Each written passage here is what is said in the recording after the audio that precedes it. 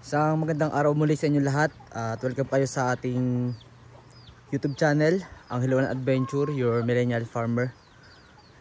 Ngayon ay update ko lang din kayo dito sa farm natin. Ngayon ay may kulungan tayo ng ating mga Texas na manok, ating mga Texas na alaga dyan. Tapos syempre yung ating mga Rhode Island Red, yung ating mga native na manok ay naka pre-range lang sila. Pick up lang sila dito sa paligid ng ating bakuran. Yan, bali dalawang kulungan ng mga manok yung ating ginawa. Ito ay mga Texas natin. Tapos ito naman yung ilang mga manok natin. Mga panak natin sa Rhode Island Red. Ito yung native nating manok. Tapos ito yung mga panak ng ating mga Rhode Island Red. Yung kanilang tatay ay namatay. At ito na lang yung natira. Itong apat na magkakapatid na to. Yan. Yan yung natira. Tapos yung isa ay tatay niya din yung Rhode Island Red. Kaso iba yung magulang. Tapos ito yung ating dalawang inahin na Rhode Island Red. Minto na sila sa pahingitlog dahil wala nang sumasampa sa kanila. Yan. So ito yung update dito sa ating farm. Ito yung ating aso na si Sander. Hindi pa din ayos yung kanyang kulungan. Sander! Yan yung ating katulong dito sa pagbabantay sa farm. Siya ay isang Belgian. Tapos dito naman yung ating kulungan ng ating mga 45 days o yung ating mga broiler chicken. So ngayon ay wala pa siyang laman. Hindi pa ulit tayo nakakabili ng sisiw dahil naubos yung budget natin, nagus natin yung budget natin o yung puhunan natin sa 45 days. Pero sana sa parating na linggo magkapera tayo para malagyan natin ng sisiw. So ito naman ay okay na. Malinis na yung kanyang pinakailalim. Lagyan na natin yan ng ipa. At itong loob ay nasanitize rin natin. Na malinis yan. Tapos may trapal panel. Naglagay din tayo ng trapal dito para kontra sa lamig kapag meron tayong sisiw. Tapos yung ating mga alagang pabo dito ay nakabukod na. Binukod na natin dahil medyo nagiging agresibo sila sa mga sisiw natin na mga manok. Tinutukan nila yung mga sisiw natin at yung iba ay namamatay. Yan, dito na yung kanilang pinakakulungan. Ito ay binakuran lang natin ng kawayan. Ito yung pinakabakod. Yan yung kawayan. At hopefully sana mangitlog na rin yung mga inahin natin dito. Hindi pa sila nangingitlog dahil medyo lugon pa sila. Taglugon ng ating mga pabo dito. Yan yung itsura ng ating mga pabo. Sa mga matagal na nag-aalaga dyan ng pabo, lugon po ba to? Kaya hindi nangingitlog? Kasi sa tingin ko lugon itong ating mga pabo na to. So hopefully, yan, makapagparami na ulit tayo ng pabo. Dumating kasi sa point na yung ating pabo nasa 30 na. Kaso napeste. Kaya yun, ito lang yung apat na natira. Yan, binukod na natin. Mayroon lang tayo nilagay dyan na pinakasilungan nila kapag umuulan. Yan. At yung pinakahaponan nila tuwing hapon, itong kawayan na yan, dyan sila umahapon tuwing hapon. Hindi naman sila nakakalabas dito. Yan. Tapos naglagay rin tayo dito ng net. Dahil dito sila medyo mababa kasi itong part na to. Pataas kasi yan. So dito sa part na to ay medyo mababa kaya minsan nakakatalon sila. Ngayon hindi na sila makaliban dahil meron na tayong net na nilagay dito sa kanilang pinakakulungan. So pinapakailangan natin dito sa ating mga alagang pabo. Minsan nabibigay tayo ng feeds, crack corn, sapal ng niyog, mga mumo ng kanin. Nagbibigay din tayo ng darak. So yun yung mga pagkain ng ating mga alagang pabo. Kung meron kayong mga madre de agua, yan pwede nyong agyatin yun at ibigay sa mga pabo. So itong mga pabo naman, hindi naman sila masiselan kapag malalaki na. Masiselan lang ang pabo kapag mga sisiw pa lamang sila o maliliit pa lang. Dahil sila ay kunting kagat lang ng guyam ay possible na mamatay. Yun yung mahirap pagdating sa mga pabo. Yan, malinis na itong ating paligid. So ngayon lang ulit sumikat ang araw. Pero madilim pa rin talaga yung kalangitan. Hindi pa siya talaga totally na tag-araw. Dito talaga sa amin, walang tigil yung ulan. Kaya kung mapapansin nyo, talaga lang putik ang dadaanan mo. wala kang makikitang diputik. Tapos ang hirap pa dito sa amin ay kulay pula yung lupa. Kapag kulay pula, medyo malagkit yung kanyang pagka lupa. Kaya yun, putik kasi talaga masyado.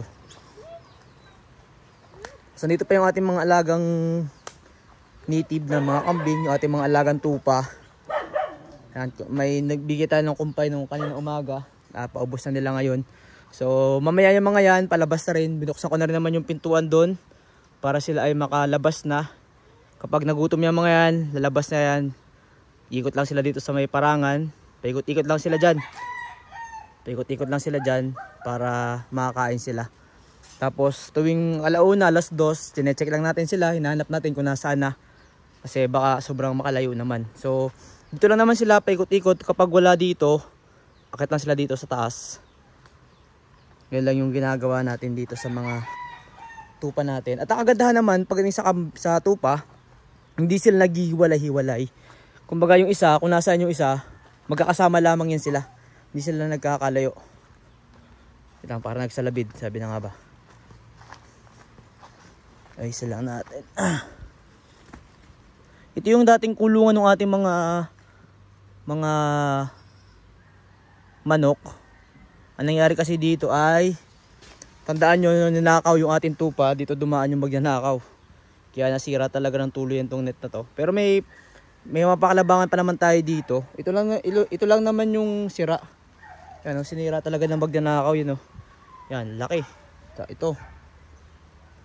Tsaka meron pa dun sa kabila. Yun, dun. Dito dumaan kasi yung magnanakaw. Ninakaw yung ating turo na tupa. Yung pinakamalaki natin tupa, ninakaw. Tapos meron pa rin tayo isang bantay dito, yung ating aso. Dito siya nakabantay. Tapos si Sander naman doon sa taas. Ito yung ating mga alagang kambing na native. Hindi na sila native ngayon dahil mga upgraded na to. Yung nakapasok sa taniman ng ating mga native na sa ating taniman na napier. Ito yung tanim nating napier. Pumasok to mga to. Nakapasok. Yan, ito yung ating mga kambing na maliliit. Yan yung ating bagong paanak. Hindi na sila native. Yung nanay nila native, pero yung tatay nila ay pure breed na red bower. Kaya ito yung isang paanak natin. Ito ay red na doeling, tapos isang painted na doeling. So hindi sila magkapatid. Itong si Beauty, yung anak niya ay nanganak, at ito yung kanyang anak nung naging anak ni Beauty. Tapos ito yung pinaka-anak ni Beauty. Pero nangyayari ngayon, para nagiging magkapatid na sila. Dahil ang pagitan lang naman nila ay 2 araw. Kaya parang nangyayari ngayon, inampunan ni Beauty itong anak nung kanyang anak. Yan, anak nung kanyang anak. Pero native yung magulang nitong pula. Tapos native din si Beauty. Pero ito na yung itsura ng kanilang mga anak. Tingnan nyo. Ang ganda na, mahaba na rin yung tainga. Yun, ito yung nanay nung ating red bower. Yan. Yan yung nanay. Pula din. Kaya naging anak ay pula din talaga. Yan, nasa loob sila ngayon. Okay lang naman, di na rin naman ito gaganda. Kasi medyo malilom kasi itong pagtinom natin ng napier na ito. Itong mga napier na ito, yung mga patsyong napier yan. Kumakain sila dito sa loob. Loob pa rin naman to ng bakuran natin. May mga hagwire dyan nakapaligid. Bali itong bakod ng hagwire natin ay nasa kalating ektarya. At ang pinakalabas lang talaga nila ay doon sa pinakalabas. Doon sa binubuksan natin yung may gate. Doon lang sila pwede lumabas. Yan, marami pa rin tayo talagang kailangan ayusin dito. Tulad nito, ito talaga yung pinakakulungan dapat ng ating kambing. Ang nagagawa pa lang ay poste. Yan o, meron ng bakal pero hindi pa rin natatapos. Yan, yung mga tupa natin dito lang. Paikot-ikot lamang sila. Ito naman yung anak ng ating kambing na si Kulot. Upgraded na rin yan, no? Isipin mo 2 months pa lang pero ang laking diferensya na pag kung i-compare natin pagdating sa mga native na kambing. Tapos ito naman yung ating mga tupa. Yan. Talon-talon na yung ating tupa. Yun. Talon-talo na. Yan yung ating pinakabunso sa mga tupa. Yan isang ram, isang lalaking tupa. Ito yung kanyang kapatid, si Ramgo. Ang dami nating tupa dito. Isipin mo, 3 piraso lang tayo nagsimula, tapos nakapagbenta na rin tayo ng tupa ngayon. Yan, dito lang yung mga tupa natin, paikot-ikot lang yung mga yan. Hindi pa lumalabas yung ating mga tupa kasi meron pa sila nakakailan dito sa loob. Good thing naman yon na hindi sila lumalabas. Okay, kung lalabas sila kahit mamayang hapon na. Kasi may mga makakainan naman sila dito. Kasi pag lumabas yung mga yan, sobrang hirap hanapin. Yun lang talaga ang problema. Dahil sila ay nakakaabot na ng sobrang layo. Natutunan silang magikap ng sobrang layo. At kapag sila ay pumupunta sa mga malalayong lugar, ay talaga namang masusukal yung ating papasukin ng mga damuhan. At gubatan pa rin talaga. Sa kabutihan naman ng Panginoon ay wala na uling nanakaw dito sa ating mga alaga. Wala na uling nalagas. Yun lang talagang tupa natin na ram o yung turo natin na tupa bago mag Pasko. Bago mag Pasko nga yun, nanakaw. Or bago magbagong taon. Doon nanakaw yung ating tupa. So, yun lang naman yung update dito sa farm natin. Marami-rami na rin tayong nag-i-update. Nakapagpagawa na tayo ng kulungan ng mga manok. Tapos syempre yung ating mga kulungan ng ating mga 45 days na manok.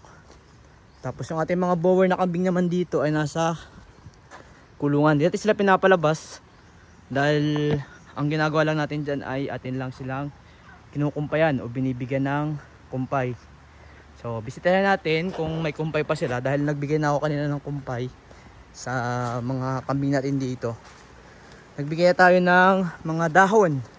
Giniling lang natin yung dahon gamit yung ating shredder machine.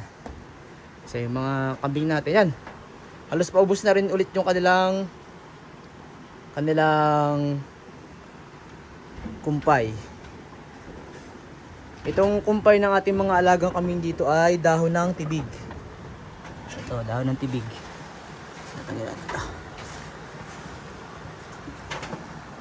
Ito yung mga ito yung itsura ng dahon ng tibig. Yan. Hindi ko lang alam kung tawag sa inyo. Sa amin kasi tibig ang tawag dyan. Giniling lang natin yan doon sa ating shredder machine. So ngayon, bibigyan natin sila ng panibagong kumpay dahil ubos na. Medyo madumi lang talaga yung kanilang balahibo. Madudumi lang yung kanilang balahibo ngayon dahil maulan. Tapos isa pa ay maputik din itong kanilang sahig. Dahil pag pumapasok nga tayo, dumidikit yung putik. Pero mamaya, wawasan natin yan, linisan natin. So yan lang yung update dito sa ating farm. At maraming salamat sa inyong patuloy na pagsuporta dito sa ating YouTube channel. At kung nakabot ka hanggang sa dulo ng vlog nito, ay mag-comment ka lang ng happy farming. Kaya this is Sir Millennial Farmer, ang Hello and Adventure. At hanggang sa muli. Paalam!